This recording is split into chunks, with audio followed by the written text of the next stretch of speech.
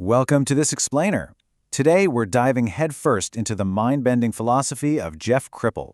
He's a scholar of comparative religion at Rice University, and we're going to try and decode the very boundaries of human consciousness itself. If you've ever felt like conventional answers just don't quite cut it, you are in the exact right place. We're going to systematically map out a perspective that, quite frankly, challenges everything we think we know.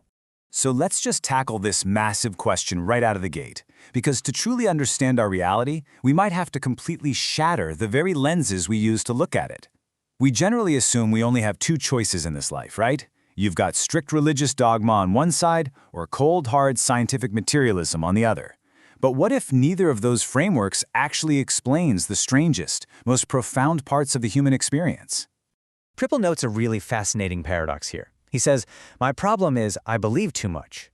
I want to put everybody's religious experience on the table." The problem for the true seeker isn't a lack of supernatural evidence in the world. Actually, scratch that. It's the exact opposite.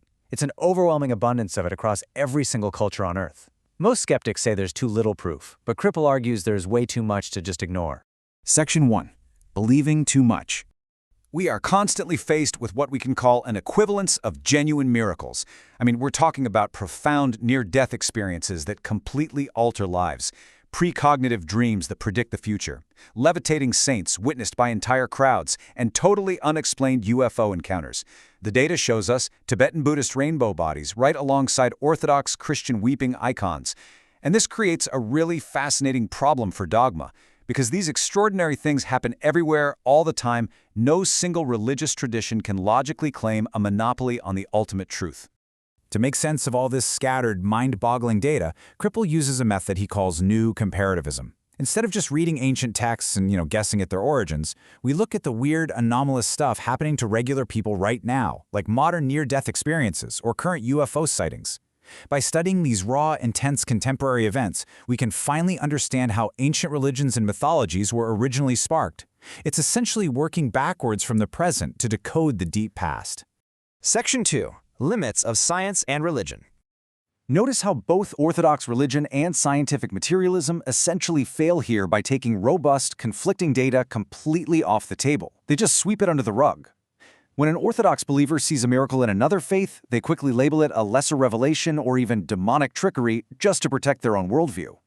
On the flip side, when a materialist scientist confronts the exact same event, they immediately cry fraud, hallucinations, or just wave it away as a mere anecdote.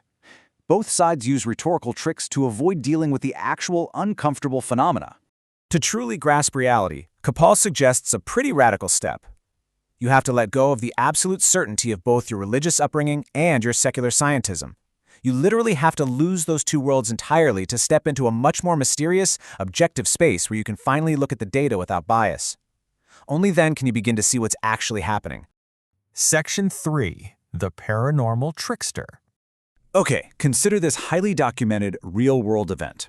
A mother is fast asleep. It's 4 a.m. Suddenly, she's jolted awake by a terrifying, hyper-realistic dream of a chandelier falling and crushing her baby.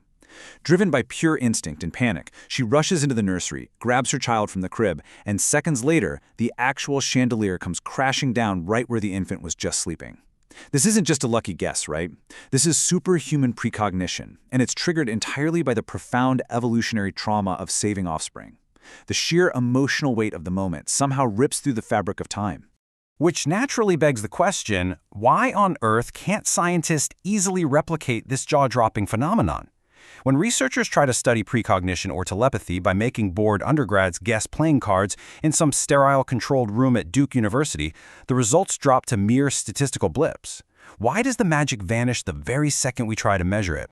Well, Kripal proposes a fascinating answer. The scientific method is beautifully designed to study dead, predictable objects, rocks, chemicals, basic physics, things that behave the exact same way every single time. But the paranormal isn't a dead object. It's an alive, intelligent, and reactive force that often actively camouflages itself. It's a trickster. It requires real-world stakes, deep emotional resonance, and often genuine trauma to emerge. You simply can't put survival-level precognition in a beaker and expect it to perform on command. Section 4. Dual Aspect Monism.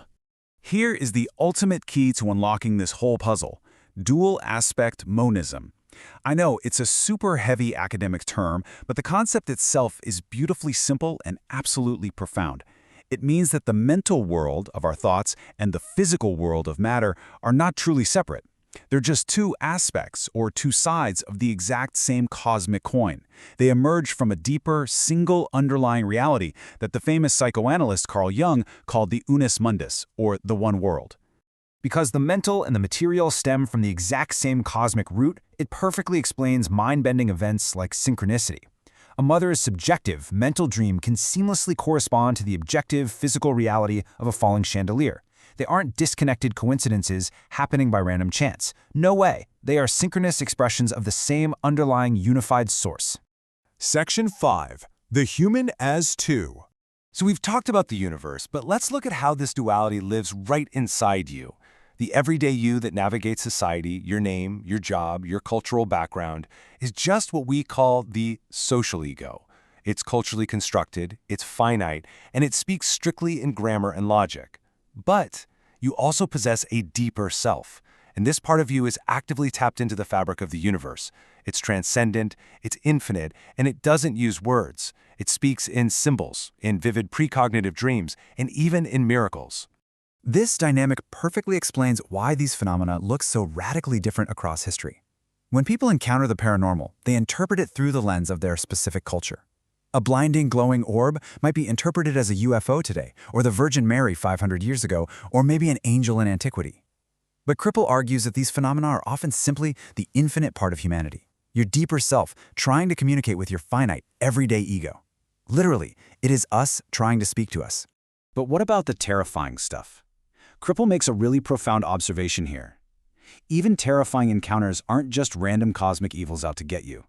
Often, the demons, monsters, or alien abductors people report seeing are powerful projections of unresolved trauma and the deep suffering of the human condition. They're suppressed parts of the psyche crying out to be heard, understood, and ultimately healed by the conscious mind. And finally, the choice. So we arrive at the ultimate crossroads. How do we live with this incredible, mind-expanding reality without completely losing our grip on everyday life? Kripal uses an analogy we all know. The blue pill is staying safely in your conventional, logical reality, just ignoring the weird stuff.